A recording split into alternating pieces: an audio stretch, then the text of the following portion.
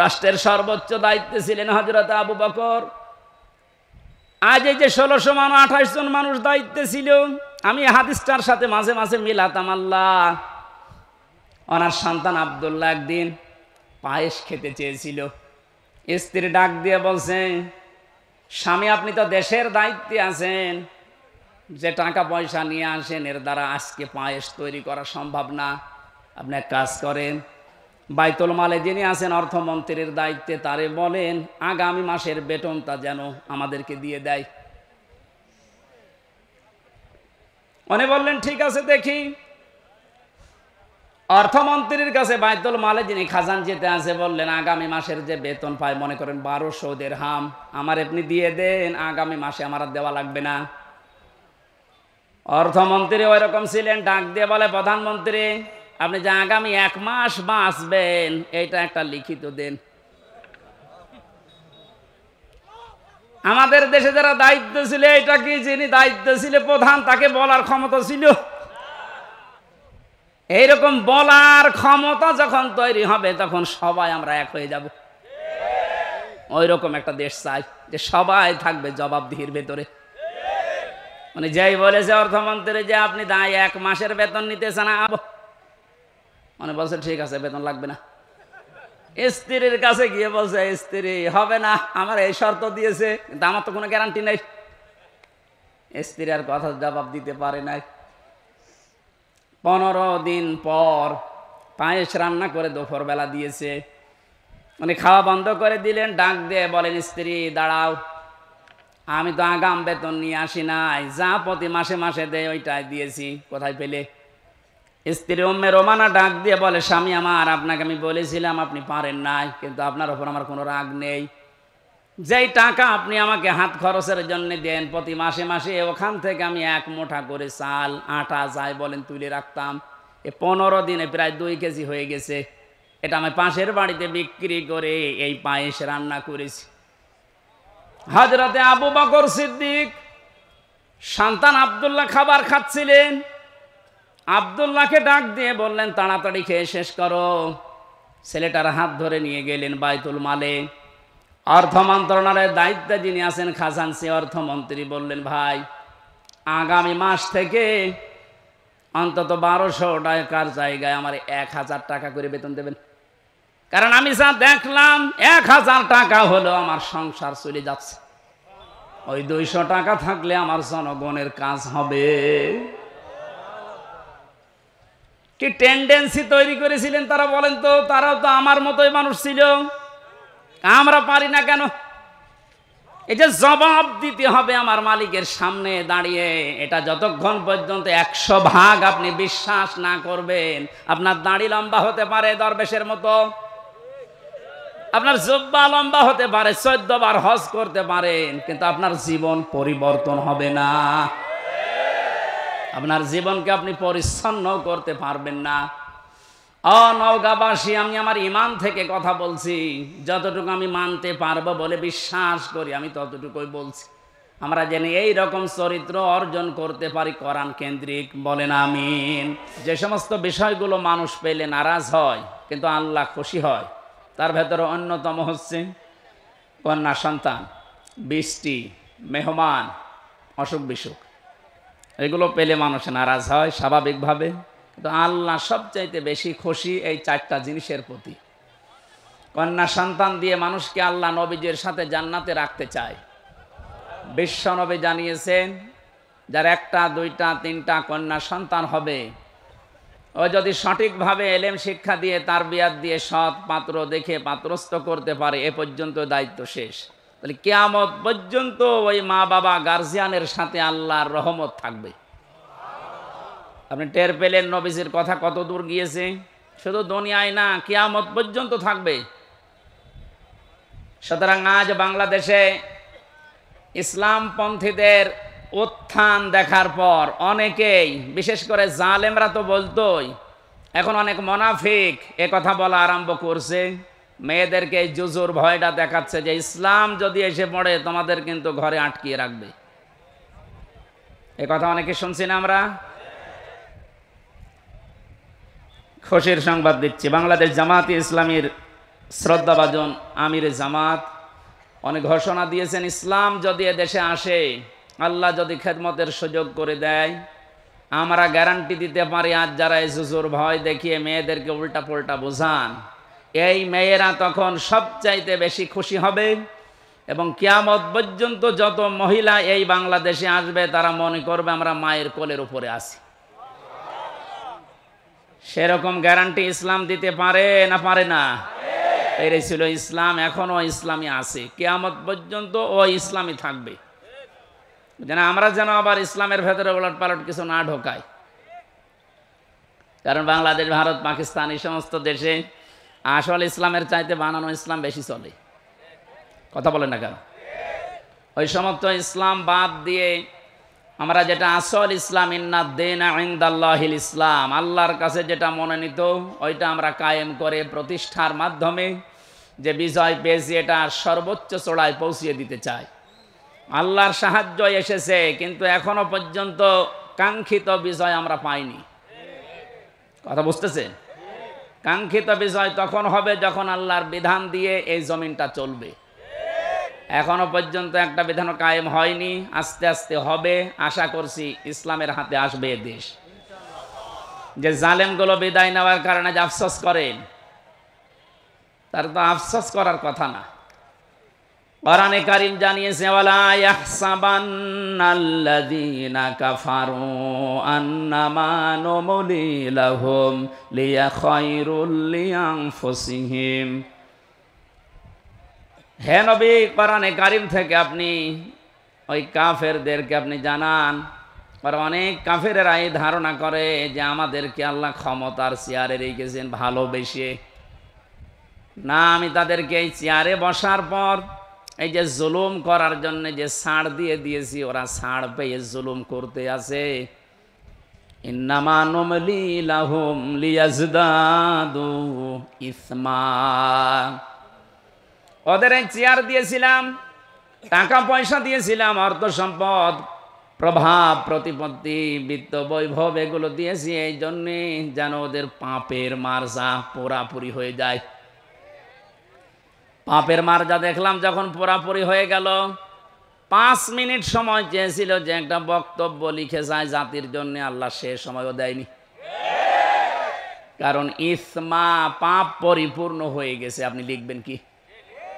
ওয়ালাহুম আযাবুম মুহিন, তাদের জন্য অপমানজনক শাস্তি আমি আল্লাহ রেডি করে রেখেছি। সুতরাং ক্ষমতা পেয়ে যারা, চেয়ার পেয়ে, টাকা পয়সা পেয়ে যারা মনে করেছেন আল্লাহ আমাদেরকে ভালোবেসে দিয়েছে, ভালোবেসে দেয়নি। আপনার পাপ যেন পরিপূর্ণরূপে পূর্ণ হয়ে যায়, এই জন্য আল্লাহ এই সুযোগটা দিয়েছিলেন। আর আপনি সুযোগকে একেবারে 100 ভাগ কাজে লাগিয়েছেন। এমন কোনো হীন অপরাধ নেই যা 15 বছরে হয়নি। যে আমার আগে যে মেহমান বলছিলেন না, কেউ রেহাই পায়নি, আসলেও তাই। যারা জালেমদের দরে ছিল তারা কি রেহাই পেয়েছে? তাদেরও তো ক্ষতি হয়ে গেল, কারণ জালেমদের দুনিয়াও শেষ, আখিরাতও শেষ। আমাদের নাই দুনিয়া আপনি ধ্বংস করার চেষ্টায় ছিলেন, কিন্তু আপনি নিজেদেরকে কি করলেন বলেন? সারা পৃথিবীর মানুষের কাছে এখন একটাই ঘৃণিত নাম, এই জালেমের। এত নিকৃষ্ট কাজ মানুষ করতে পারে, আয়না ঘরের নাম নিয়ে আমি নিজে না থাকলে বুঝতাম না। উপদেষ্টা আসিফ মাহমুদ কয়েকদিন আগে ঘোষণা দিয়েছে, আয়না ঘর বাংলাদেশে যত জায়গায় আছে একটাও যেন ভেঙে ফেলা না হয়। এটা রেখে দেন, সারা পৃথিবীর মানুষরা দুনিয়া এখানে আসবে দেখার জন্য যে বাংলাদেশে কি আছে, তারা যেন আয়না ঘর দেখে যায়। কিয়ামত পর্যন্ত পৃথিবীর মানুষেরা জানবে যে বাংলাদেশেও একজন জালেম ছিল। ওরা মনে করেছিল আল্লাহ আমাদের ভালোবেসেই দিয়েছে। সূরা আলে ইমরান 4 নম্বর পারার 12 নম্বর পৃষ্ঠার 7 নম্বর লাইনে আয়াতটি আছে। কাফেররা ধারণা করে যে আল্লাহ আমাদেরকে ভালোবেসে এগুলো সব দিয়ে রেখেছে। আমি যখন প্রথম গ্রেপ্তার হই ওই 11 সালে, ওসি সাহেব আমার থানায় নিয়ে বসে, হুজুর ক্ষমতার মালিক কে? আল্লাহ। আল্লাহ ক্ষমতার মালিক। সূরা আলে ইমরানের 26 নম্বর আয়াত পড়ে ব্যাখ্যা করেন। কি ব্যাখ্যা করব? উনি নিজে দেখলাম পড়লো, কুলিল্লাহুম্মা মালিকাল মুলকি তুতিল মুলকা মান তাশা ওয়া তুইজ্জু মান তাশা ওয়া তুযিল্লু মান তাশা। আল্লাহ পাক বলেন, নবী আপনি বলেন, ক্ষমতার মালিক আমি আল্লাহ, যাকে ইচ্ছা দেই, যাকে ইচ্ছা ওখান থেকে নামিয়ে দেই। তো এখন যিনি আছে তাকে তো আল্লাহ ভালোবেসেই দিয়েছে, আপনারা লাফালাফি করেন কেন? কথা তো ঠিকই, আল্লাহ তো দিয়েছে তারে, কারণ উনি যারে ইচ্ছা তারে দেয়, যারে ইচ্ছা নামিয়ে দেয়। এই ছেলে, কথা বলো, কি কি কারণে? আর এখানে দাঁড়িয়ে কি দেখেন কি আপনি? আর এখানে বসেন না, বাড়ি চলে যান, যান। পেছনে চেল্লাচ্ছে মুরব্বী, দেখছেন না? এই সবাই, আবার কয়বার বলা লাগবে আপনারে? আবার ওইদিকে যাচ্ছেন। এই ছেলে, এদিকে সরো। এই কোন দিকে তাকাও তুমি নিজে? সরো সরো, এখান থেকে সরেন, সরেন সরেন সরেন, তাড়াতাড়ি সরেন। মাইকওয়ালা থাকলে যেন বসে থাকে।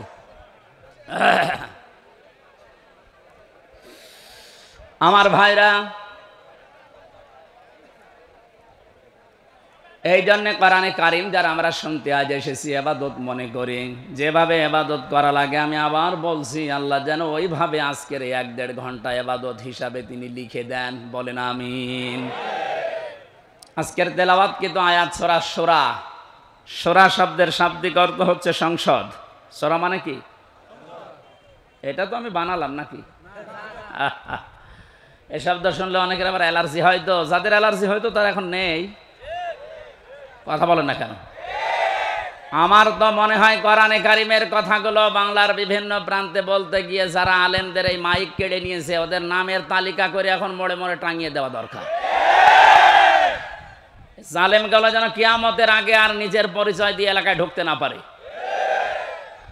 এখনো যদি কেউ বুঝে না বোঝার ভান করে কোন মুনাফিক আবার যদি এই কাজ শুরু করেন, আপনাকে আল্লাহ অপমান আরো বেশি করবে। কারণ আমির হামজা কথা বলছে ওর বাবার কথা সব নাকি বলেন? এই জন্য আমরা সতর্ককারী হিসাবে এসেছি। আল্লাহ আমাদেরকে নবীদের ওয়ারিস বানিয়েছেন। বিশ্ব নবী সহ যত নবী দুনিয়ায় ছিল, সব নবী ছিল সতর্ককারী। আজকের আলোচনার বিষয় হচ্ছে সতর্ক। কি বললাম? আমাদের সতর্ক হওয়া লাগবে। আর এই জন্যই এলাকার মানুষ মিলে এই আয়োজন দিয়েছে, যেন আমরা সতর্ক হতে পারি।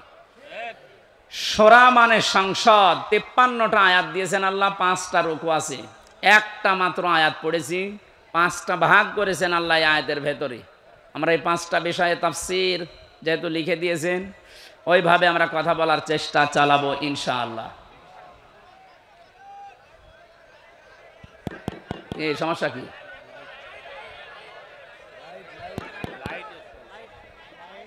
লাইট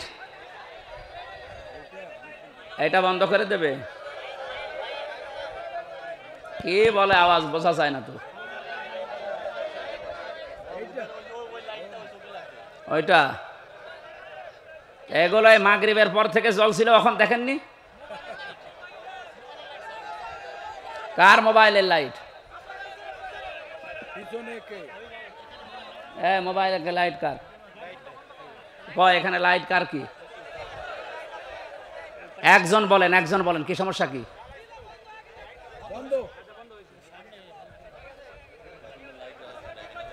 সামনের হ্যাসাং লাইট জ্বলে আছে, এই কারণে তো এতক্ষণ ছিল না জ্বলা।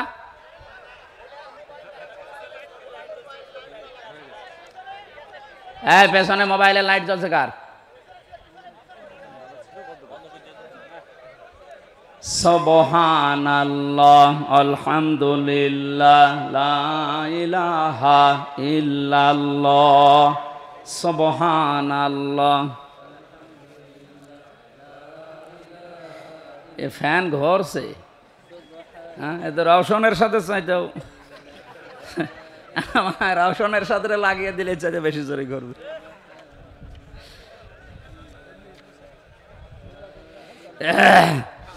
সুবহানাল্লাহ, আলহামদুলিল্লাহ, লা ইলাহা ইল্লাল্লাহ, সুবহানাল্লাহ, আলহামদুলিল্লাহ, লা ইলাহা ইল্লাল্লাহ, লা ইলাহা ইল্লাল্লাহ মুহাম্মাদুর রাসূলুল্লাহ।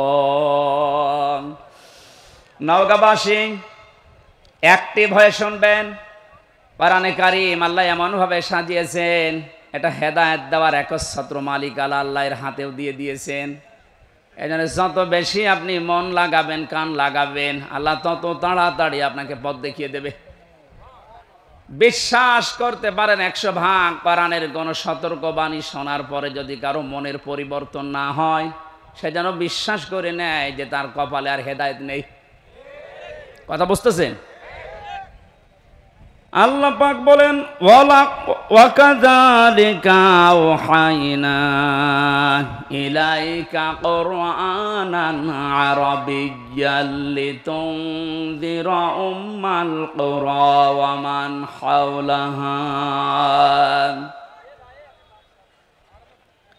এসে চুয়াডাঙ্গার এমপি ছিল মাওলানা হাবিবুর রহমান, মাঝে মাঝে বলতেছে আমি ওয়াজ করে করবো কি, এত ওয়াজ করে এক বেদের মেয়ে জোসনা এসে আমার বান্দাল সব ভাঙিয়ে ফেলে।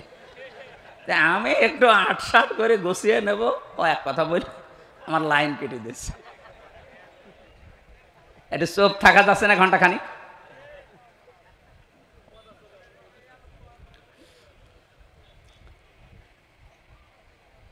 চারটা বড় বড় নিয়ামত আল্লাহর কাছে আমরা কথা বলছিলাম, উনি নিজে পছন্দ করেন, কিন্তু তার এই বান্দা বান্দিরা এটা পছন্দ করে না। 1 নম্বরে কন্যা সন্তান।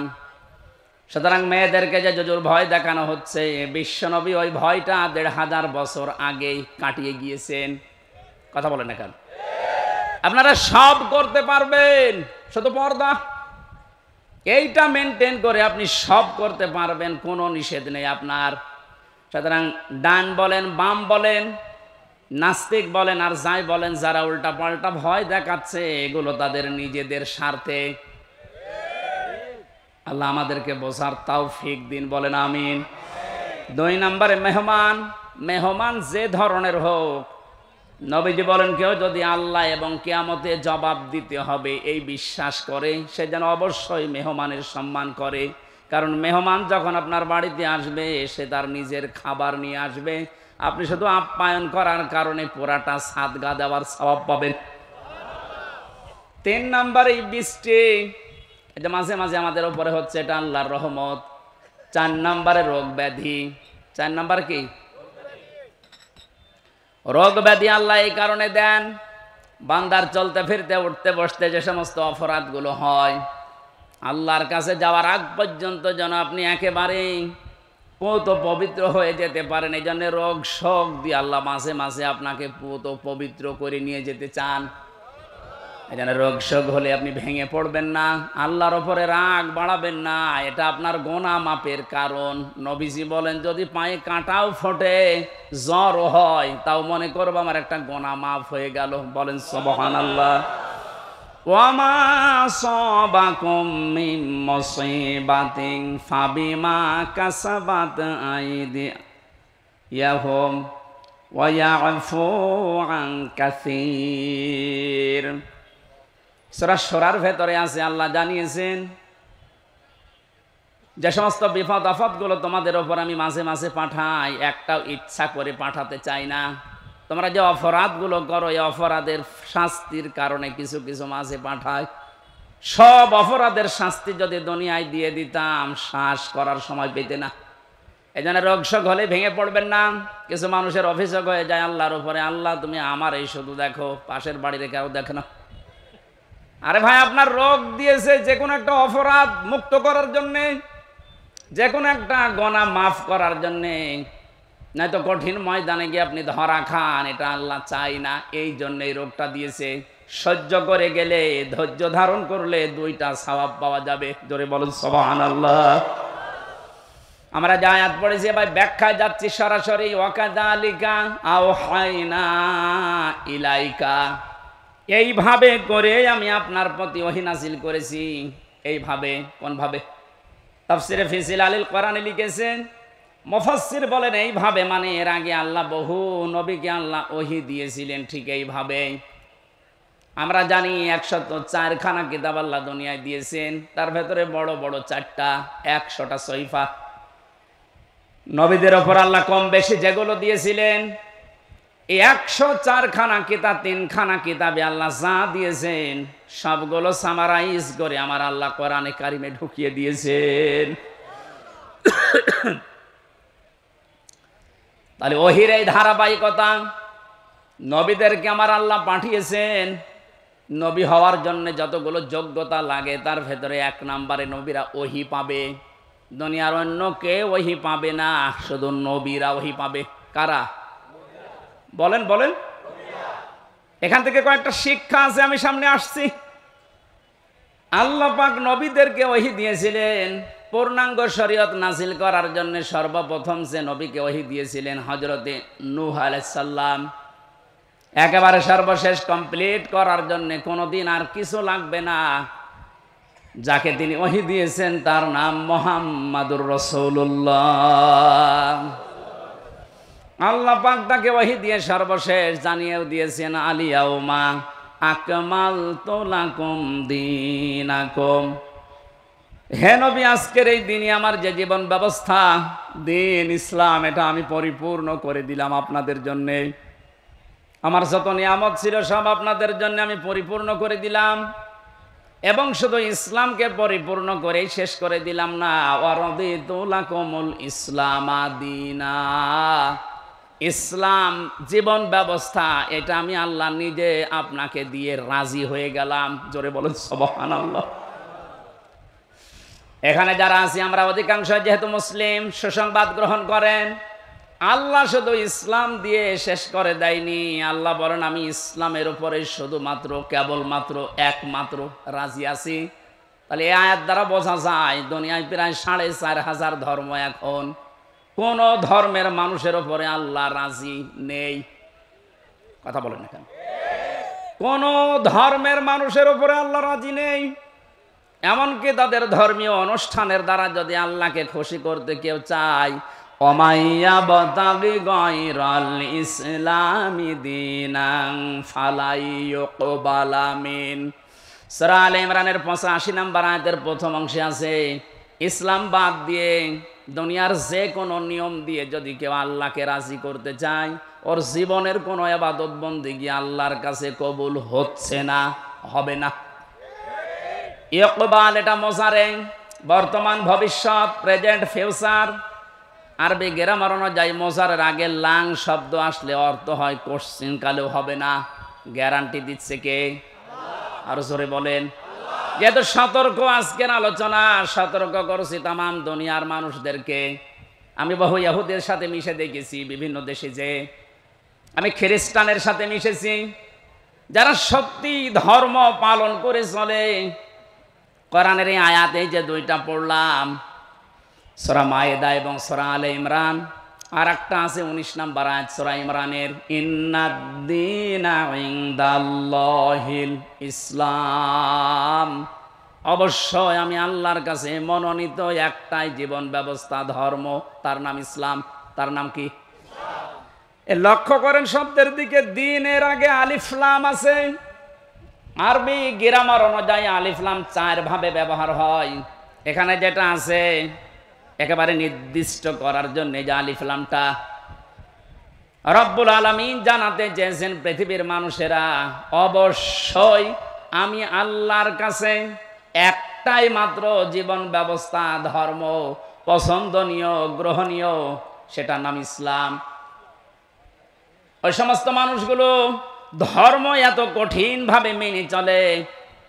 ইহুদিদের সাথে যখন আমি গাড়িতে যেতাম দেখেছি, এত খাস পর্দা করে চলে। ওদের স্ত্রীদেরকে শুধু চোখ দেখা যায়, হাত মোজা, পা মোজা পর্যন্ত পরা। খ্রিস্টানের সাথেও মিশে দেখেছি যারা সত্যি ধর্ম মেনে চলে, অ্যাক্টিভ। মুসলমানদের ভেতরে যারা প্র্যাকটিসিং মুসলিম, একেবারে 100% পর্দা করে চলে, আমি ওই রকম পেয়েছি। কিন্তু ওদের ওই ধর্মের দ্বারা, ওদের ওই জীবন ব্যবস্থার দ্বারা আল্লাহকে রাজি করা সম্ভব না, কারণ ওগুলোর উপরে আল্লাহ রাজি নেই। যেহেতু এই পৃথিবীর সর্বশ্রেষ্ঠ এবং নির্ভুল কিতাব, সর্বশ্রেষ্ঠ, সর্বশেষ, নির্ভুল, কোরআনে কারিম এটা দিয়ে সতর্ক করলাম। যত জায়গায় আওয়াজ যাচ্ছে আপনি এখনো চিন্তা ভাবনা করে দরকার হয় ফিরে আসবেন, সময় এখনো আছে। কিন্তু মৃত্যুর গড়গড়ানি শুরু হয়ে গেলে তখন কিন্তু আর তাওবাও কবুল হবে না। আশা করি সতর্কবাণীটা আপনি মানবেন। আর আমাদের জন্য সুসংবাদ, দুনিয়া আখিরাতে কিচ্ছু না পাই, ইসলাম পেয়েছি, মানতে পারি আর না পারি। কথা বলেন এখন, হয়তো 100 ভাগ মানতে পারি না পারি পুরা নিয়মটা, কিন্তু ইসলাম আমি জীবন ব্যবস্থা হিসাবে পেয়েছি, এই জন্য আমি খুশি।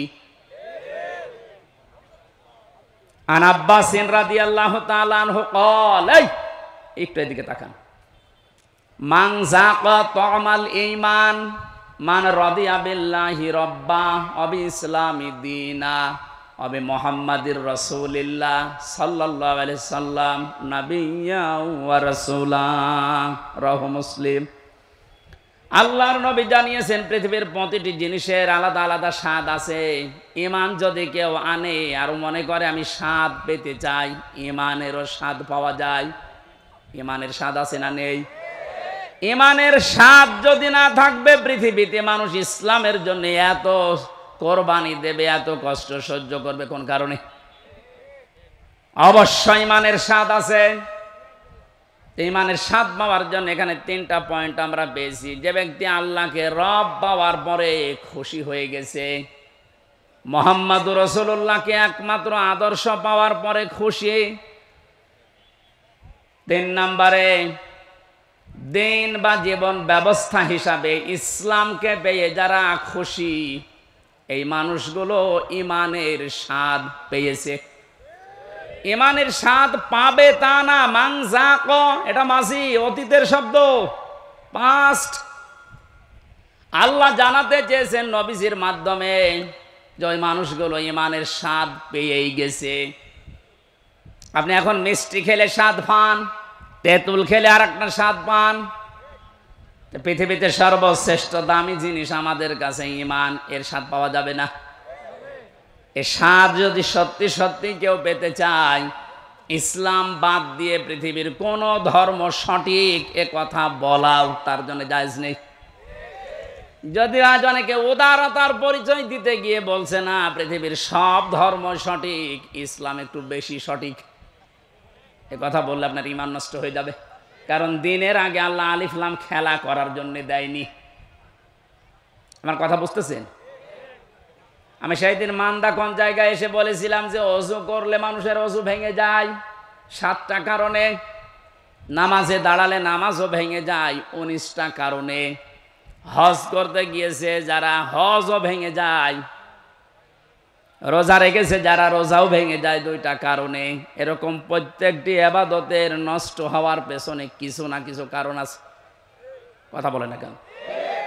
সবচাইতে দামি যেটা তার নাম ঈমান, এটা না হলে আপনি জান্নাতের দরজার কাছেও যেতে পারবেন না। এই ঈমানও মানুষের ভেঙে যায়, নষ্ট হয়ে যায়।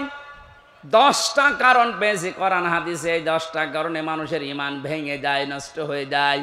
তার ভেতরে 9 নাম্বার কারণ এইটা যে মানুষ পৃথিবীর সব ধর্মকে সঠিক মনে করে, তার ঈমান নষ্ট হয়ে যায়। সোশ্যাল সমাজের ভেতরে উদারতার পরিচয় দিতে গিয়ে আজ অনেককে এরকম উল্টা পাল্টা বোঝাচ্ছে খ্রিস্টান আর ইহুদিদেরকে খুশি করার জন্য। আমি কথা বোঝাতে পেরেছি? এই জন্য আমাদের আফসোস, দুঃখ, কোনো কিছুই নেই, কিচ্ছু না পাই। জীবন ব্যবস্থা হিসাবে আমরা পেয়েছি ইসলাম। কি পেয়েছি? আরো জোরে বলেন। নবীজিকে আল্লাহ জানিয়েছেন যে এইভাবে যত নবীকে আমি আল্লাহ ওহী দিয়েছিলাম নবী হওয়ার যোগ্যতা অর্জন করার জন্যে, তার ধারাবাহিকতায় আপনাকে আমি দিলাম ওহী। কে দিয়েছি আপনার ওহী? কুরআনান আরাবিয়্যা, আপনাকে আমি দিয়েছি আরবি ভাষায় কোরআন। কোরআন কোন ভাষায়? সবাই বলেন। এখানে আমার একটা সতর্কের বিষয় আছে। আমার আগে যিনি আলোচনা করছিলেন, কি জানো নাম? নুরুল আমিন।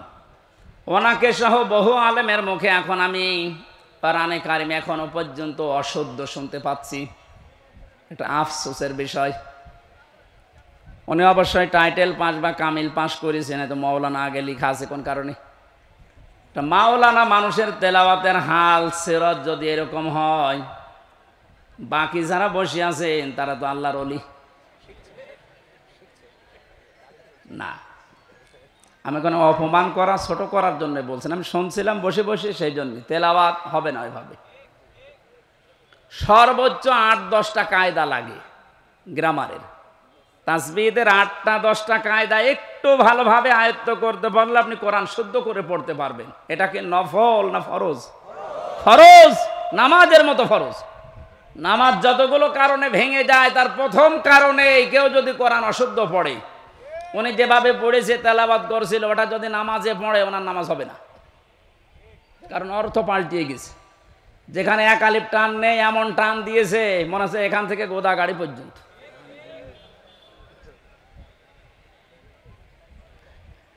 এজন্য আশা করছি কোরআনে কারিম এলাকায় যারা পড়ায়, মাদ্রাসা এবং এতিমখানা মসজিদ যেখানে আছে এই সমস্ত জায়গাগুলো আরো ওপেন করেন। এখন যেহেতু জালেমের আর কোনো আনাগোনা নেই, হ্যাঁ এরপরেও কিছু জালেম মুনাফিকের সুরত নিয়ে এখনো পর্যন্ত বিভিন্ন দৃষ্টিকে বাধা দিচ্ছে। সাফ কথা শোনেন, যারা কোরআনে কারিম পড়া, বোঝা, কোরআনে কারিমকে প্রচার করা, প্রতিষ্ঠা করায় বাধা দেয়, এরা টাটকা নির্ভেজাল কাফের, কোনো সন্দেহ নেই। এরা যদি মারা যায়, কোরআন বাধা দিয়েছে, কোরআন প্রচারে, প্রসারে, প্রতিষ্ঠায়, শিক্ষায়, এ মানুষগুলো মারা গেলে ওর জানাজার দরকার নেই, কবর দেওয়ার দরকার নেই। আজকে যদিও আমার একজন দায়িত্বশীল বলছিল এত কড়া করে বলা ঠিক না, মানুষের অন্তরে একটু দুঃখ লাগে। তা আল্লাহ যদি এ ফোর্সে বলে, আমি এ ফোর্স থামাবো কি করে? আল্লাহ মনে হয় বলেনি, আমি মনে হয় বানালাম। সূরা বাকারার ভেতরে আছে অমান আযলামু মিম্মান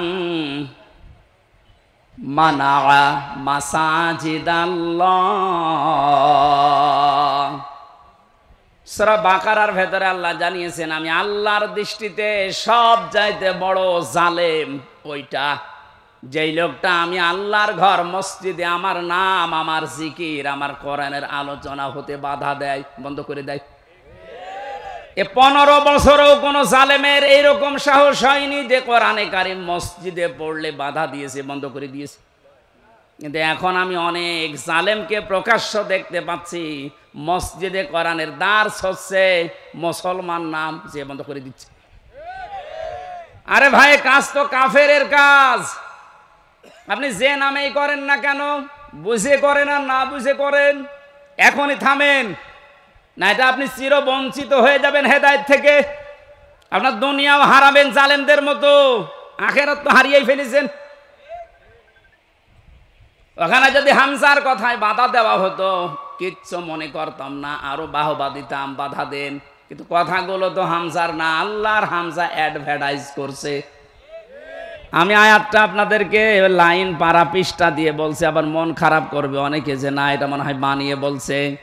অমান আযলামু মিম্মান যুক্কির মিম্মান মানাআ মাসাজিদাল্লাহি। একটা একটা করে অর্থ বলছি। ওয়া মানে এবং, মান মানে যে ব্যক্তি, আযলাম ইসমে তাফসীর, এটা সুপারলেটিভ ডিগ্রি, এর চাইতে বড় শব্দ আর ভয়ঙ্কর শব্দ কোরআনে নেই। আল্লাহ বলেন সব চাইতে বড় জালেম ওই লোকটা। ইংরেজিতে যেমন গুড, বেস্ট, বেটার বলে, এই যে এটা সেটা, এর চাইতে আর বড় কিছু হয় না আরবি ভাষায়। আল্লাহ এত বড় শব্দ ইউজ করার পরে বলেন আমার দৃষ্টিতে বড় জালেম কে আপনি দেখতে চান? ওই লোকটা মিম্মান মানাআ, যেই লোকটা বাধা দেয়, নিষেধ করে, প্রতিবন্ধকতা সৃষ্টি করে, মাসাজিদাল্লাহি, আল্লাহর মসজিদে। মসজিদ কার? বলেন বলেন। আল্লাহর মসজিদে বাধা দেয়, প্রতিবন্ধকতা সৃষ্টি করে। কি করতে? আইয়ুযকার ফি হাসমুহু, সেখানে আল্লাহর নাম উচ্চারণ হবে, আল্লাহর জিকির হবে, আল্লাহর কোরআনের কথা হবে। এগুলো যারা বন্ধ করে দেয়, বাধা দেয়, ওয়াসআ ফি খারাবিহা, এবং এগুলোকে ধ্বংস করার জন্য চেষ্টা চালায়, যেন আল্লাহর কোরআনের কথা এখানে হতে না পারে, কোরআন প্রচার, প্রসার, প্রতিষ্ঠার কথা, এজন্য বাধা দেয়। এগুলো আল্লাহর দৃষ্টিতে সব চাইতে বড় জালেম। আমি বেশি বলে ফেললাম। এটাকে বাংলাদেশে এখন পাওয়া যাচ্ছে না। আপনি সতর্ক হন। কত বড় শব্দ দিয়েছেন দেখেছেন আল্লাহ আপনার নামে। 15 বছরেও জালেমরা এই সাহস পায়নি অন্তত মসজিদে আল্লাহর কোরআন বন্ধ করে দেওয়া। কিছু জায়গায় পেয়েছিলাম। এখন এইগুলো যারা করছেন আপনি আশা করছি সতর্ক হবেন ভাই, না তা আপনার কপাল কিন্তু আগুন লেগে যাবে।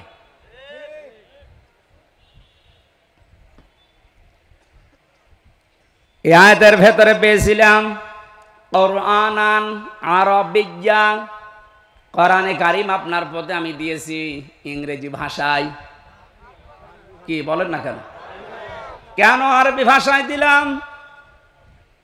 পৃথিবীর যত ভাষা আছে সবচাইতে সহজ ভাষা আল্লাহর কাছে আরবি ভাষা, কিন্তু আজ এটা অনেকের কাছে কঠিন করে রেখেছি আমরা।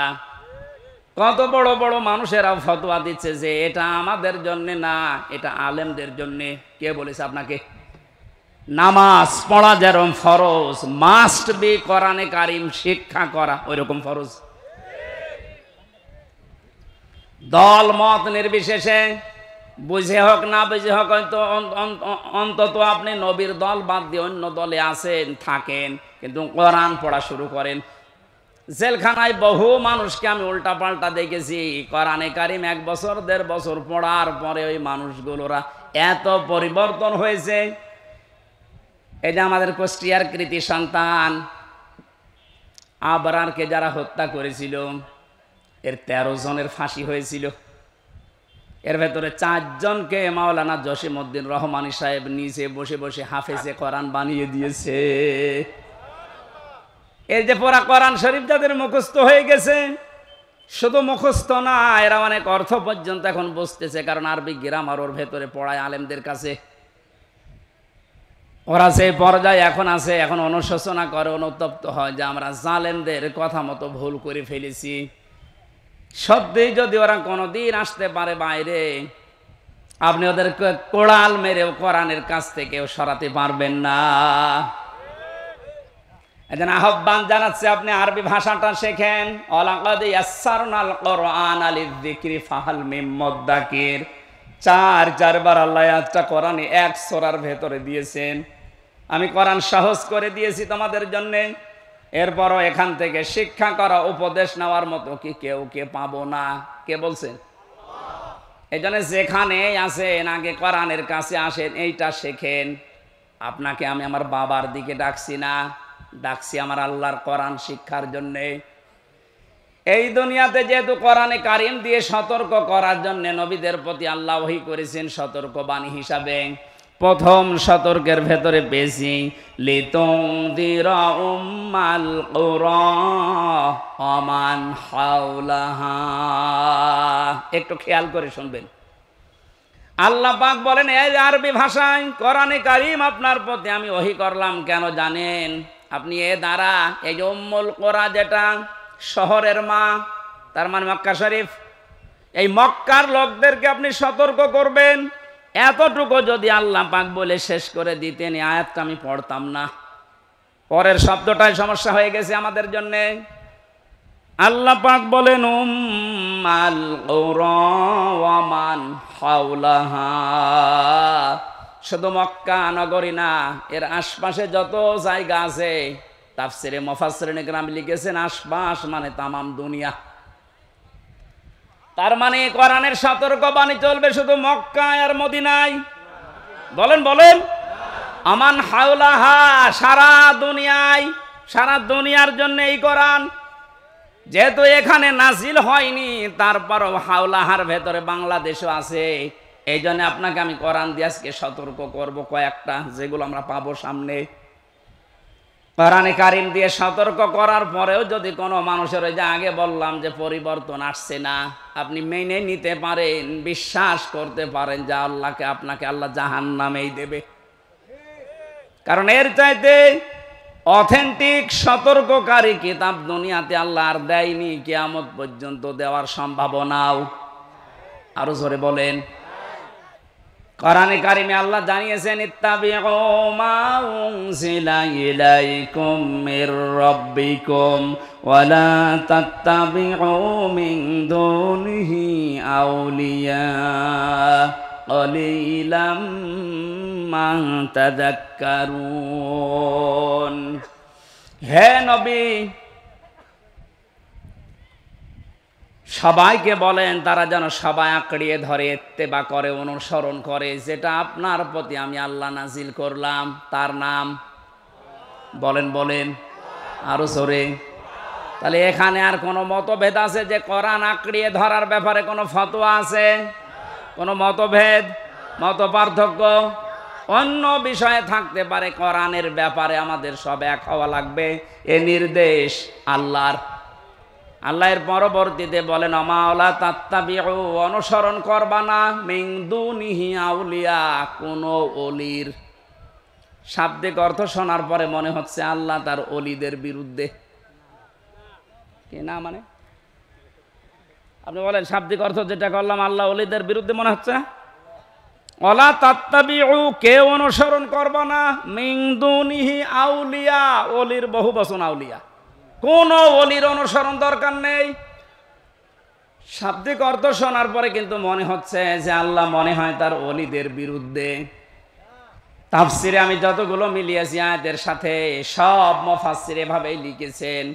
আল্লাহ পাক ভালোভাবে জানেন দুনিয়াতে এমন সময় আসবে যে সময় আমার অনেক বান্দা বান্দি আবেগে আল্লাহর চাইতে ওদের আব্বাকে বড় মনে করবে। সে সময় আসতে এখনো দেরি আছে।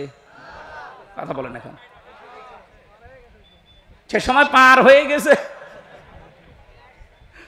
আল্লাহর চাইতে আব্বাকে এত বড় মনে করেছিল, আল্লাহর ঘোষণা ওর পছন্দ হয়নি। আল্লাহর ঘোষণা ছিল কি? মিল্লাতা আবিকুম ইব্রাহিম, তোদের আছে জাতির পিতা ইব্রাহিম। এটা কোরআনের আয়াত না? কথা বলেন না কেন? এটা পুরা উল্টিয়ে জাতির পিতা ইব্রাহিম আমরা মানি না, আমার পিতা ইব্রাহিম, আমার পিতা জাতির পিতা। আল্লাহ ওটা দাঁড় করাতে দিয়েছে। কথা বলেন কেন? শুধু হেলিকপ্টারে উঠতে দেরি। আমি তো 1:30টার সময় ছাদের উপরে থেকে দেখছিলাম, একজন আমারে বলছে কিছুক্ষণ পরে সেনাবাহিনী বসেছে, ঘোষণা আসবে। তারপর ওই সময় গুলি চলছিল। 14 জন আমার সামনেই মারা গেছে 5 তারিখে। 1:30টার পরেই কিছুক্ষণ পরে 2টায় উনি ভাষণ দেবে, হলো না 3টায় দেবে, হলো না 4টায় দেবে সেনাবাহিনীর প্রধান। এ পর্যন্ত আসতে আসতে আর মাত্র 1 ঘন্টা। 4টার পরে ভাষণ শুনে 5টার আগে শুনছি কুষ্টিয়ায় বাবা আর নেই। যে কয়টা বাবা যেখানেই ছিল সে ছবি আকারে হোক আর পাথর দিয়ে হোক একেবারে গুড়িয়ে দিয়েছে। কোন বাবার অনুসরণ যেন না করা হয়, এই জন্য আল্লাহ কোরআনে কারিমে সতর্কবাণী দিচ্ছেন। এ সতর্ক যারা মানে নাই, কত কিছু নষ্ট করলেন বলেন। আপনার বিবেকের কাছে কি হয়েছে? এত কোটি কোটি টাকা খরচ করে আপনি এটা করলেন, স্থায়ী তো হইল না। ঘন্টা ব্যাপী সময় লাগে না, যে যেটা দিয়ে পেরেছে ভেঙেছে। অনেকে ভাঙতে না পারলে প্রসাব করেছে। আমি কাবা শরীফ তাওয়াফ করছিলাম, ওপরে ওঠার পরে আমার পেটে হঠাৎ ব্যথা। এক পুলিশকে জিজ্ঞাসা করলাম, ভাই এতক্ষণ তো ভালোই ছিলাম, 7 চক্কর দিলাম, কিছু হইল না, এ কোন জায়গায় আসলাম, পেটে ব্যথা করছে। পুলিশ আমারে বলছে, ইয়া হাজি উল হজ্জা তাই না বিলাদুকা। ও হাজিবা, দেশ কোথায়? যে তুমি বাংলাদেশ। বাংলাদেশ থেকে এসেছি। ওনার ভাষা দিয়ে আমারে বলছে, আপনি জানেন না এটা কোন জায়গা? না তো। আবু জাহেলের বাড়ি। আপনি এখনো পায়খানা না করে দাঁড়িয়ে আছেন, তাড়াতাড়ি করেন। সত্যি কথা বলছি, পায়খানা করে দেখে আমার পেটের ব্যথা ভালো হয়ে গেছে। আল্লাহ আমাকে যেন জানাতে চাচ্ছিল, হামজা ওই সময় 3.5 লাখ টাকা লাগতো 16 সালে। এত টাকা খরচ করে আসলে আরো শয়তানের মুখে পায়খানা না করে চলে যাবা, তাড়াতাড়ি করো। পেটের ব্যথা দিয়েছিল কে? কথা বলেন না কেন? এত দামি জায়গা কাবার পাশে। আমার মনে হয় কাবা শরীফ থেকে আবু জেহেলের বাড়ি কাছে, এরপরে নবীর বাড়ি, তাই না? কাবার পাশে যে জায়গা, তার দাম বেশি না কম? বেশি। মানে আপনি এখন 1 কাঠা কিনে দেখেন তো, এত দামি জায়গা, আল্লাহর কোরআনের বিরুদ্ধে যাওয়ার কারণে, কোরআনের বিরুদ্ধে অবস্থান নেওয়ার কারণে ওর বাড়ি যদি পায়খানা হতে পারে, এদেশে যারা জালেম, কোরআনের বিরুদ্ধে যারা অবস্থান নিয়ে আল্লাহর বর্ণিত ইব্রাহিম বাদ দিয়ে অন্য কাউকে যারা বসাতে চেয়েছিল, আমার তো মনে হয় ওই বাড়ি ঘরগুলো এখন বিশ্ব আন্তর্জাতিক টয়লেট বানানো দরকার। মানুষ যেন ওখানে যে পেটে ব্যথা উঠলে কাম সারতে পারে, কারণ এই জায়গাগুলো অভিশপ্ত। জালেমরা যেখানে থাকে এই জায়গাটা হয়ে যায় অভিশপ্ত। আমরা মিনা থেকে মুজদালিফায় যাওয়ার আগে দেখেছি বারবার যারা পেছনে থাকে বলে এখান থেকে দৌড়ান কেন, কারণ এটা জায়গাটা গজবের জায়গা। গজবের কিছু জায়গা আছে যেখানে জালেমেরা বসবাস করে, জায়গাটাই আল্লাহ গজবের জায়গা বানিয়ে দেয়। আর আমার তো মনে হচ্ছে এই দেশটায় যারা জুলুম করেছে 1734 জন মানুষ ছিল মেন দায়িত্বে, এদের অধিকাংশ বসবাসের জায়গাগুলো এখন গজবের জায়গা। আজ অনেক জালেম এখন মাঝে মাঝে কল দেয় যে হুজুর আপনি যা বলেন এর জন্য তো আমারও ভয় লাগে, আতঙ্ক লাগে, আপনি আমার নাম বলে দেন কেন, আমি তো সেরকম কিছু করি নাই। কিচ্ছু করেন নাই, আপনি নিজেই বলতেন যে হুজুর আপনার দোষ নেই, আমি জানি। তে জানেন আপনি, আপনাকে একটু যদি সাহায্য করতেন, উপরে যে কয়টা সার আছে আপনার যদি বলতেন যে কিচ্ছু জানেন এ বিষয়ে, আমারে তো দায়িত্ব দিয়েছেন রিমান্ডের, কিছু পাইনি, কি করব, একটু একটু নরমাল করে দেই, তাহলে আমার 3 বছর থাকা লাগে না। আপনি উপরে উপরে বলতেন আর ভেতরে যে এমন এমন কথা লাগাতেন, ওরা নিজেরা আপনারে বলতো পিটান, হুজুরে পিটান। আমি নাম আর নেই না, নামও নিচ্ছে না, কিন্তু আপনি যা করেছেন বিবেকের কাছে আপনি জিজ্ঞাসা করেন, আপনি ঘুমাতে পারবেন না। কোরআনে কারিম দিয়ে সতর্ক করা দরকার, শুধু মক্কা মদিনা না, তামাম পৃথিবী। এজন্য আলেম যারা দাবি করে, নবীর ওয়ারিস যারা, এই দাবিদার মানুষগুলোর উচিত পেছনের দিকে না তাকিয়ে কোরআন দিয়ে তামাম দুনিয়া চষে বেড়ানো। আল্লাহ এই দায়িত্ব এখন আলেমদেরকে, এই ছোট্ট গোলাম হামজাকেও দিয়েছে। আমি যেন ইখলাসের সাথে পরিপূর্ণভাবে পালন করার চেষ্টা করতে পারি, বলেন আমিন। আল্লাহ রাব্বুল আলামিনের পরে জানিয়েছেন ওয়াতুনযিরা ইয়াউমাল জামিঈ লা রাইবা ফীহি ফারিকুন ফিল জান্নাতি ওয়া ফারিকুন ফিস সাঈর। এখানে দুইটা তথ্য আছে। এতদিন একটা ভ্রান্ত ধারণায় ছিলেন, আশা করছি ওটা মিটবে, বিশেষ করে আলেমরা। আপনারা আছেন তো? অতুনযিরা ভয় দেখাও, ইয়াউমাল জামিঈ লা রাইবা ফীহি ওই দিন সম্পর্কে ভয় দেখাও মানুষদেরকে, যেই দিনের কোনো সন্দেহ নেই। আর আমরা সবাই এখন থেকে জানছি ওই দিনের নাম কিয়ামতের দিন। কোন দিন? এমন একটা ভয়াবহ আল্লাহ পাক তৈরি করেছেন কিয়ামতের এই দিনটাকে। রব্বুল আলামিন বলেন ওয়ালা ইয়াসআলু হামিমুন হামিমা।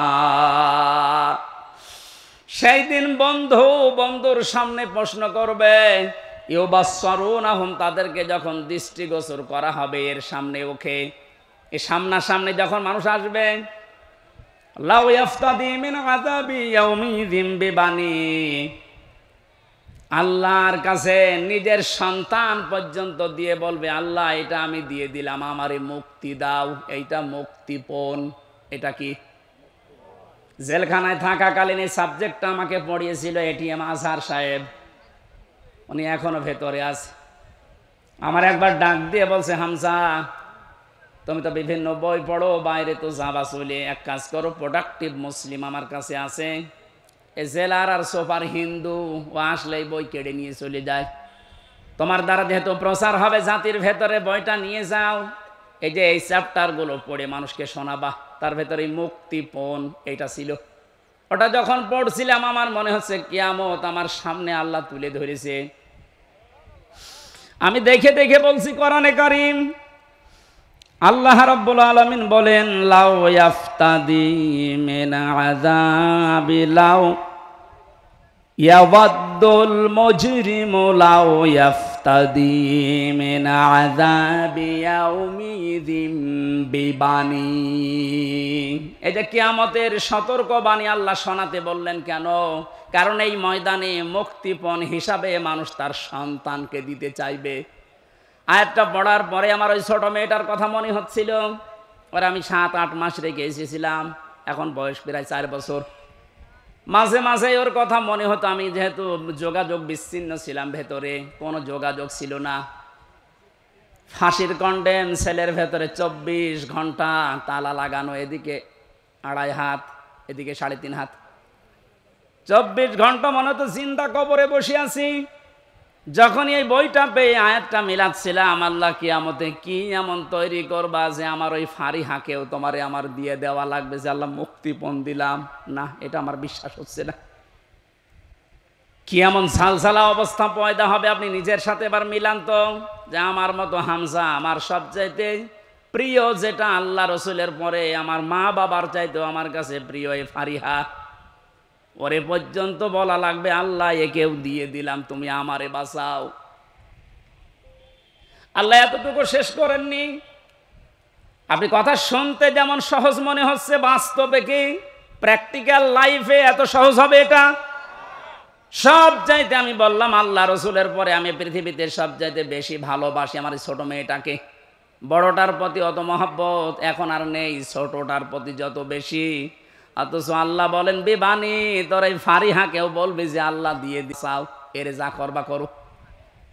বাস্তবে আপনি দেখেননি এই বন্যায় কত মানুষ ভেসে যাচ্ছে, অথচ নিজের 2 মাস 5 মাস 1 বছরের বাচ্চাকে বুকের উপরে নিয়ে নিজে ভাসতে ভাসতে মরে গেছে। বাচ্চা বেশি আছে, এই কথা বলছেন কেন? এত বড় কঠিন বন্যায় নিজের জীবন দিয়ে দিল, তাও বাচ্চাকে বাঁচিয়ে রেখেছে তক্তা হয়ে। আর আল্লাহ বলেন না, এমন অবস্থা করব তোর ওই ফারিহাকে বলবে আল্লাহ তুমি তাড়াতাড়ি এরে নাও, আমারে বাঁচাও। অসাহিবাতিহি ওয়া আখি। সাহেব শব্দের 2টা অর্থ হয়, 1 নম্বরে স্ত্রী, 2 নম্বরে বন্ধু বান্ধব। ওয়া আখিহি, এবং তার ভাই। এই ভাই মানে শুধু আপন ভাই না, এ ভাই মানে দলীয় ভাই আছে। দলীয় ভাই দেশে নেই? এক কথা বলেন না কেন? বড় ভাই আছে, মেজ ভাই আছে, ছোট ভাই আছে। ঘর বানাতে যাবেন, একদল এসে বলবে বড় ভাই পাঠিয়েছে।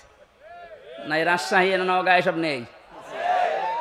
আমার কোস্টিয়াম এটা ছিল, আমি যখন বাড়ি আরম্ভ করছিলাম ওই 19 সালে, একদল এসে বলছে বড় ভাই পাঠিয়েছে, মিষ্টি খেতে দেন, দিলাম।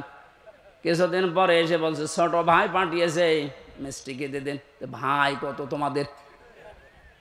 আল্লাহ বলেন কে আমাদের ওই কঠিন দিনে যেটা সম্পর্কে সতর্ক করতে বলছি নবী, ওই দিন সে তার এই ভাইকে পর্যন্ত যত রকমের ভাই বলবে আল্লাহ দিয়ে দিলাম, এদেরকে নেন, আমারে বাঁচান। অফাসিলাতিহিল্লাতি তুবি, তার নিজের জ্ঞাতি গোষ্ঠী, দলীয় লোক সব দিতে চাইবে। আজ বাংলাদেশের এই ছোট্ট বিপদে অনেকেই দেখেন মুখ খুলে সব দিতে রাজি হয়ে যাচ্ছে। কালকে একজনকে শুধু ডিম দেয়নি, শুধু ডিম দেখিয়েছে, তাইও বলছে আমার যা আছে সব নিয়ে যান, ডিম দেবেন না।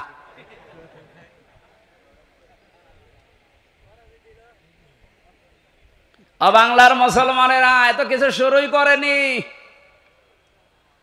আপনি এতটুকুতে উল্টা পাল্টা মন্তব্য করছেন, এতটুকুতে আপনার মায়া উতলিয়ে পড়ে। ব্যারিস্টার আরমানের স্ত্রীর কাছে আপনি দাঁড়ান তো, কি জবাব দিতে পারেন দেখি? পারবেন? পারবেন না। আর সুশীল সমাজের নামে আপনি এত বড় বড় কথা, এত সুন্দর কথা বের হচ্ছে মুখে। যেদিন আমার মাথায় দড়ি দিয়ে, পায়ে ডান্ডা বেড়ি লাগিয়ে, হাতের ভেতরে হ্যান্ডকাপ দিয়ে, কালো কাপড় দিয়ে চোখ বেঁধে টেনে নিয়ে যাচ্ছিল গরুর মতো, কোথায় ছিলেন আপনি সেদিন? ভণ্ডামি করা যায় কাপান না? ও মানবতার প্রকাশ্য শত্রু যেই কয়েকজন এখন উল্টা পাল্টা কাজের কারণে জনগণের রসানলে পড়ছে, আপনি কি মনে করছেন এগুলো আল্লাহর ওলি? এই ইনুর দ্বারা, এই মেননের দ্বারা, কালামানিকের দ্বারা বিশেষ করে শিক্ষা ব্যবস্থা ধ্বংসের পেছনে এই দীপমণি এবং এই নভেলের দ্বারা যত ক্ষতি হয়েছে এ জাতি কোনোদিনও ক্ষতি পোষাতে পারবে না। আপনি দেখেছিলেন কত নিচে নেমেছে শিক্ষা ব্যবস্থা, একেবারে নিচে নেমে গেছে এই মুসলমানের দেশ, ৯৬% মুসলমান আমরা, অথচ ইসলাম ধর্ম পড়াচ্ছে দেখলাম একজন হিন্দু। কোথায় নেমেছেন আপনি? এরপর আপনার মায়া লাগে, টুকরা টুকরা করলেও গায়ের ঝাল মেটে না। কারণ আমারে শুধু ধ্বংস করেন, আমার পুরা প্রজন্ম ধ্বংস করে দিয়েছে। আল্লাহ দয়া করে হাত দিয়ে বাঁচিয়েছে, নয়তো আমরা ধ্বংস তো হয়ে গিয়েছিলাম। ৯৬% মুসলমানের শেষে যদি একটা হিন্দু ইসলাম ধর্ম বই পড়ায়, তে কোথায় আছে আপনি শিক্ষা ব্যবস্থা বলেন?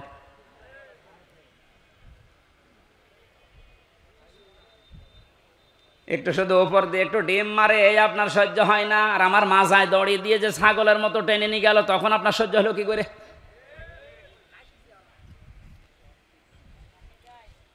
রব্বুল আলামিন বলেন, এই যে যত জ্ঞাতি গোষ্ঠী ছিল, দলের লোক ছিল, এ সব কিছুকে বলবে আল্লাহ দিয়ে দিলাম, নেন, আমারে আপনি মুক্তি দেন। আল্লাহ বলেন এতটুকুই শেষ করেনি, অমাং ফিল আরদি জামিআ, ওর দুনিয়ার যত সম্পদ ছিল সব দিতে চাইবে। এরপরও বলবে আল্লাহ তুমি আমাকে বাঁচাও বাঁচাও বাঁচাও, এই আওয়াজটা হবে। তাফসিরে ৩ বার এই আওয়াজ দেওয়ার পরে আল্লাহ বলেন কাল্লা, কখনো না, ইন্নাহা লাযা। ও নওগাঁবাসী, শুধু ওয়াজ শোনার জন্য শুনছেন, আমি বলার জন্য বলছি তা না, এটা মিলান। এতগুলো কথা বলতে বলতে আল্লাহ কেমন কঠিন ধমক দিলেন দেখেন। ও তার নিজের সন্তান, স্ত্রী, বন্ধু বান্ধব, ভাই, দলের লোক, গোষ্ঠীর লোক, দুনিয়ার সব সম্পদ দিতে রাজি আছে, যে শুধু মুক্তিপণ হিসাবে দিলাম, আমাকে মুক্তি দেন। আল্লাহ ধমক দিয়ে বলবেন কাল্লা, কখনোই না, ইন্নাহা লাযা, তোকে আমি লাজাই দেব। এখানে একটা শিক্ষা পাবেন, শুনতেছেন?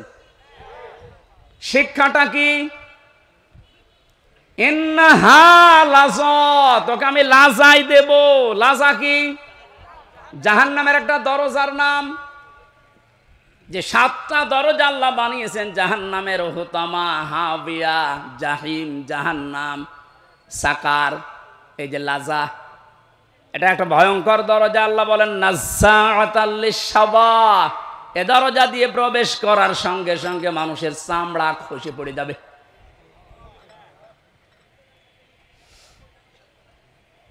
ওয়াজ বাড়ি নিয়ে যাওয়া নাই, এখানে পর্যন্ত রাখেন। বলেন তো এরকম কি ঘর দুনিয়ায় আছে যেখানে গেলে আগে চামড়া খসে যায়? আমি এখনো পাইনি। মাটির নিচে যতগুলো ঘর দেখেছিলাম, হ্যাঁ শাস্তি আছে, কিন্তু ঢোকালেই চামড়া খসে যায়, আমি পাইনি, দেখিও নি। তা আল্লাহ এমন ঘরের পরিচয় দিচ্ছেন লাজা, এখানে গেলে আগে চামড়া খুলে যায়। তাহলে ঘরটা ভয়ঙ্কর।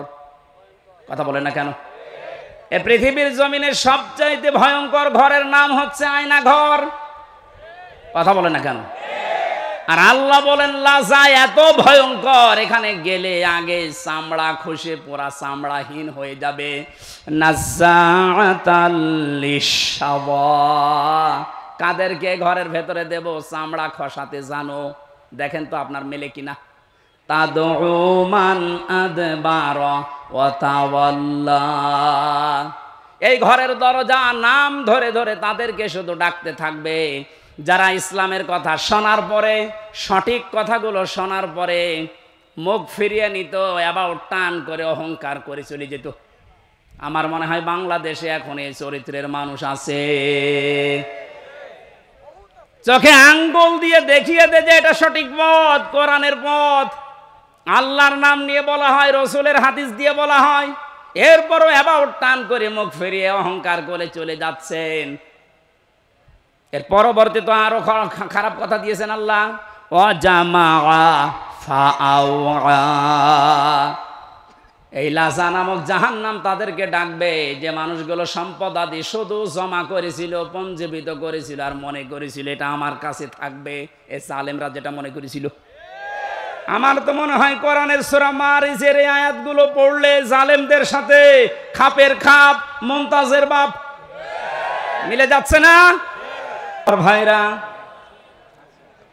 আমরা কিয়ামতের এই দিনের কথা সতর্ক করছিলাম আল্লাহর কোরআন দিয়ে।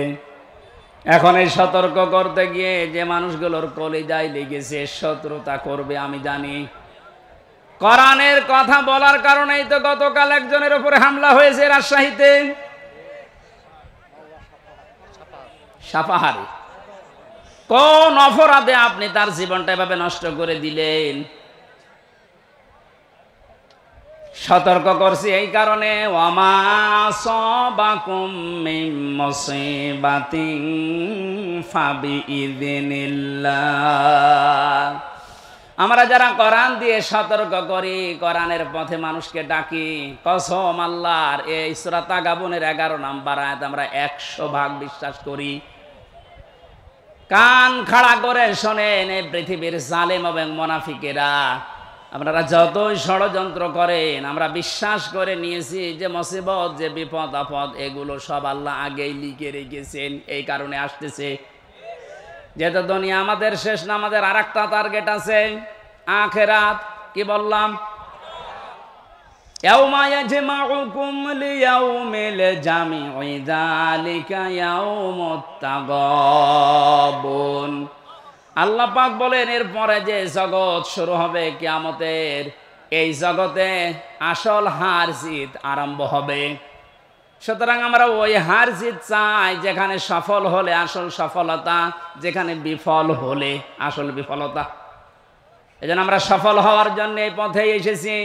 সতর্ক করছি কোরআন দিয়ে। আপনি যদি উল্টাপাল্টা ধারণা আমার প্রতি রাখেন যে এর ক্ষতি করব, আমি বিশ্বাস করে নিয়েছি এইটাও লেখা ছিল। কথা বলেন না কেন? কোরআনে কারিমে সূরা হাদীদের ভেতরে আছে, আল্লাহ রাব্বুল আলামিন বলেন, মা আসাবা মিন মুসিবাতিন ফিল আরদি ওয়ালা ফি আনফুসিকুম ইল্লা ফি কিতাবিম মিন ক্বাবলি আন নাবরাহা ইন্না যালিকা আলাল্লাহি ইয়াসির। এই ভালো করে মিলাবেন।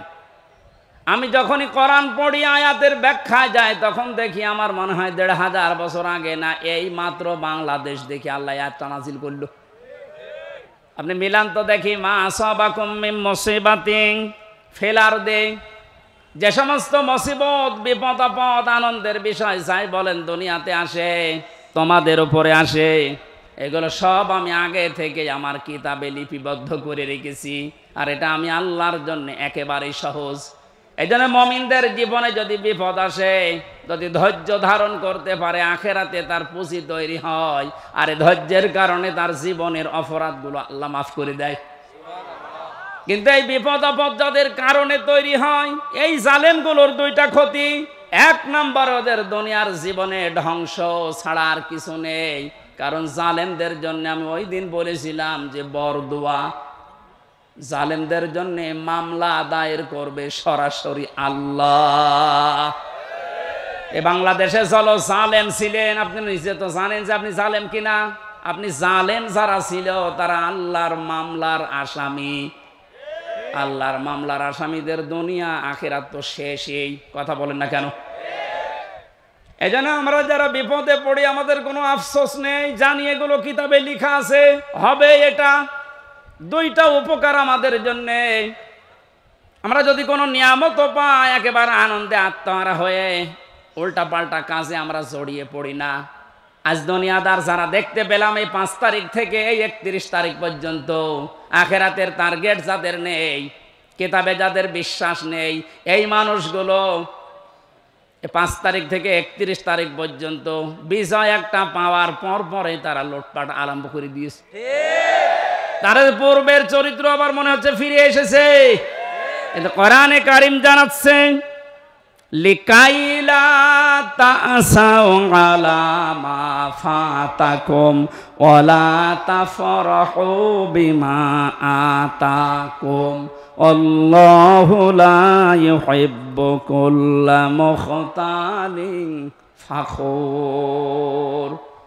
আমি তোমাদের উপরে বিপদ দেই এই কারণে, আনন্দ দেই এই কারণে যে বেশি নিয়ামত পাওয়ার পরে আবার এরকম মনে করবা না যে যা আর দুনিয়ায় চিন্তা নেই, যা পাবো তাই খাবো না। আবার বিপদে পড়লে হাই হতাশ করবা না, বেশি আনন্দিত হওয়া যাবে না, আবার দুঃখে মন ভারাক্রান্ত করে থাকা যাবে না। মুমিন যারা তাদেরকে কোনোদিন হতাশা পেড়ে বসে না। মুমিন যারা, যাদের ভেতরে আল্লাহর পরকালের বিশ্বাস আছে, ওরা সব সময় এক। এর বাস্তবতা আপনি এখন লক্ষ্য করছেন আমিরে জামাতের কথায়, তার অ্যাক্টিভিটিস আপনি দেখতে পাচ্ছেন না। লোকটা বিপদেও যেরকম ছিল, এই আনন্দেও সেরকমই আছে। যখন 5 থেকে 31 তারিখ পর্যন্ত এই 25 দিনের ভেতরে তার মুখে একবারও শুনেছেন যে এত অত্যাচারিত হয়েছে এবং ঠিক ওই রকম করে আপনারা শুরু করেন বলিস একবার? আপনি তো তার মতো অত বিপদে পড়েননি। সে ছেলে আছে, শুধু ছেলে না, এরপরেও তার ছেলে জেলখানায়, তার স্ত্রী অসুস্থ, তার অনুসারী অনকম, তার সহযাত্রী সহযোদ্ধা যারা সব পালিয়ে পালিয়ে আছে, অধিকাংশ গুলোই যে মানুষগুলো আছে জেলখানায়। এরপরও মানুষের ভেতরে দেখলাম কোনো টেনশন নেই, চিন্তা নেই। আল্লাহ রাব্বুল আলামিন জানিয়েছেন, হে নবী, কোন নিয়ামত পাবার পরে যেন আমরা একেবারে আনন্দে আত্মহারা হয়ে কোনো মানুষের উপরে জুলুম, অত্যাচার, নির্যাতন না করি, সে কথা আল্লাহ এই আয়াতের ভেতরে জানিয়েছেন। কারণ আল্লাহ পাক অহংকারী এবং ফখর করে যারা চলে, এই মানুষগুলোকে কোনোদিন ভালোবাসেন নাই, বাসবেনও না। বলেন নাউজুবিল্লাহ। আমি সেদিন মান্দায় বলেছিলাম, ওই ময়দানে ভালো করে শুনবেন, পৃথিবীর ময়দানে সব চাইতে আমার কাছে ভয়ঙ্কর আয়াত এই 6666টি আয়াতের ভেতর এইটা মনে হয়। সূরা শূরার এই 42 নম্বর আয়াতটা আল্লাহ পাক বলেন, ইন্নামাস সাবিলু আলাল্লাযিনা ইয়াজলিমুনান নাস।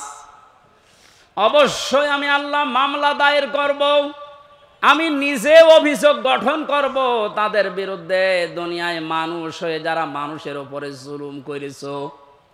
আয়াতটা পড়ার পরে আমি নিজের সাথে, বাস্তবতার সাথে মিলিয়ে দেখি, এই বাংলায় হাজার হাজার লক্ষ মানুষ আল্লাহর মামলার আসামি। হয় আমরা নিজেদের নফসের উপরে জুলুম করছি, পরিবারের উপরে জুলুম করছি, প্রতিবেশীর উপরে জুলুম করছি, রাষ্ট্রের উপরে জুলুম করছি, জনগণের উপরে জুলুম করছি। যে কোনো দিক থেকে আমি জালেমের কাতারে পড়ে যাচ্ছি। আর জালেম যে, তার বিরুদ্ধে মামলা দেবে ওসি সাহেব কে? আপনি বলেন তো, কত বড় শক্ত কথা এটা। আল্লাহর মামলার আসামি আপনি। পুলিশের কাছে বাধা দেন, পুলিশ বাদী কেস হবে। রাষ্ট্রের কাজে বাধা দেন, রাষ্ট্র বিরোধী মামলা হবে। আর যারা জালেম তারা আল্লাহ বিরোধী মামলার আসামি। একটা যেহেতু বিশ্বাস করি 100 ভাগের জন্য ভয়ে থাকি, না জানি আমি আবার নিজে আল্লাহর মামলার আসামি হয়ে যাচ্ছি না তো। কারণ নফসের উপরে তো জুলুম হয়ে যায় মাঝে মাঝে। এটা না হলে পরিবারের উপরে হয়, এটা না হলে রাষ্ট্রের উপরে হয়, জনগণের উপরে হয়। যে কোনো সাইডে আমি যেন কোনো জুলুমের সাথে সংমিশ্রণ করে না ফেলি, এটা আল্লাহর কাছে সবচাইতে বড় ঘৃণার বিষয়। দুনিয়ায় যত কিছু আল্লাহ ঘৃণা করেন তার ভেতরে 1 নম্বরে জুলুমটা।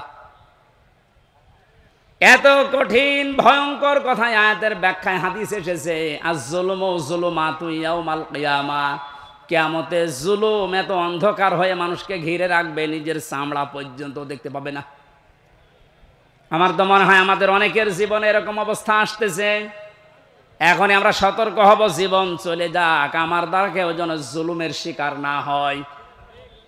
আজ নিয়ামত পেয়ে অনেকে এখন 5 তারিখ থেকে 31 তারিখ পর্যন্ত জরিপ বের হচ্ছে, কত মানুষ লুটপাট আরম্ভ করেছে একেবারে নিজের বাবার সম্পত্তি মনে করে। জালেম যারা তারা অবৈধ ইনকাম করেছে তার হিসাব তার দেওয়া লাগবে আল্লাহর কাছে। আপনি নিজে জুলুম করে তার সম্পদগুলো উল্টাপাল্টা তছনছ করে নিজেও আল্লাহর মামলার আসামি হয়ে যাচ্ছেন। আপনি থামেন। আপনাকে আমি থামার জন্য বলছি। নিজের জীবন আখেরাত দুনিয়া আখেরাত ধ্বংস করে দেবেন না।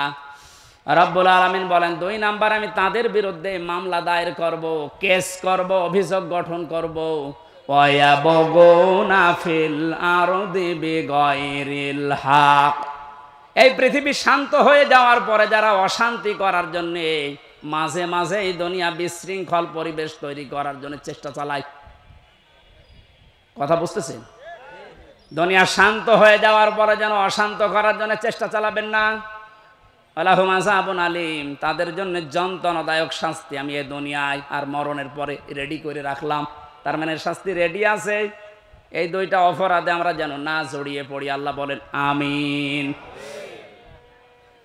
কোরআনে কারিমের আয়াত দিয়ে যে সতর্কবাণী আল্লাহ উচ্চারণ করেছিলেন যে কিয়ামতের এই দৃশ্যের কথা আপনি মানুষদেরকে শোনাবেন, যাদের ভেতরে জবাব দিতে হবে এই টেন্ডেন্সি আছে, হে নবী আপনি দেখবেন এই মানুষগুলো এমনিতেই পরিবর্তন হয়ে যাচ্ছে। আর যাদের ভেতরে বিশ্বাস নেই যে না দুনিয়ার জীবনই শেষ জীবন, আমার আর দরবারে ইলাহিতে দাঁড়ানো লাগবে না, এই মানুষগুলোকে কোরআন দিয়ে সতর্ক করলেও কাজ হবে না। ফাযাক্কির বিল কুরআনি মান ইয়াখাফু ওয়াঈদ। So admonish and or by the Holy Quran him who frees my threat. আল্লাহ বলেন নবী আপনি কোরআন দিয়ে তো এই মানুষগুলোকে সতর্ক করতে পারেন, তারা আপনার বাণী শোনার পরে সতর্ক হবে, ভীত সন্তুষ্ট হয়ে যাবে, যারা আল্লাহর ধমকের ভয় করে। কার ধমক? বলেন বলেন। পুলিশের ধমক খেলে আপনার জীবনে ভয়ে কাঁপাকাঁপি করেন। পুলিশকে যিনি বানিয়েছেন আমার আল্লাহ, উনি নিজে বলছেন আমি ধমক দেব। আল্লাহর ধমক যে কত কঠিন, কত ভয়ঙ্কর, সূরা ইয়াসিনের ভেতরে ব্যাখ্যায় আছে। আমরা আবার আল্লাহর ধমকের উপযুক্ত হয়ে যাচ্ছি না তো? আমাদের জীবন এখনই থামানো লাগবে। এমন এমন কোনো কাজে আঞ্জাম দেওয়া যাবে না যে আমরা আবার আল্লাহর মামলার আসামি হয়ে যাচ্ছি, আল্লাহর ধমকের উপযুক্ত হয়ে যাচ্ছি। আল্লাহ যেন এরকম ধমক সূচক কিছু আমাদেরকে না বলেন, এই রকম জীবন গঠন করা দরকার। বলেন আমিন। রব্বুল আলামিন জানিয়েছেন সতর্কবাণীগুলো উচ্চারণ করার পর ওই দিবস সম্পর্কে মানুষদেরকে আপনি ভয় দেখাবেন, যেই দিবসে তার মা বাবা স্ত্রী পুত্র আত্মীয় স্বজন কোনো কিছু কাজে আসবে না। আর ওই দিবস সম্পর্কে কোনো সন্দেহ সংশয় এর অবকাশও নেই। সে দিবসের নাম কিয়ামত। কোন দিবস? এই কিয়ামতের জবাব দিতে হবে। এই টেন্ডেন্সি যতদিনে জাতির ভেতরে পয়দা না হবে, পুলিশ বলেন, র্যাব বলেন, আরবি বলেন, কোনো বাহিনী দিয়ে অপরাধ মুক্ত করা সম্ভব না। মক্কার ওই মানুষগুলো, ওদেরকে পরিবর্তন করার জন্য নবীজি এটা অ্যাপ্লাই করেছিলেন। যারা চুরি করত, ডাকাতি করত, নারীর ইজ্জতের জম ছিল, ওই মানুষগুলোকে যখন বোঝাতে পেরেছিলেন আর একটা কিন্তু জগৎ আছে, দাঁড়াতে হবে।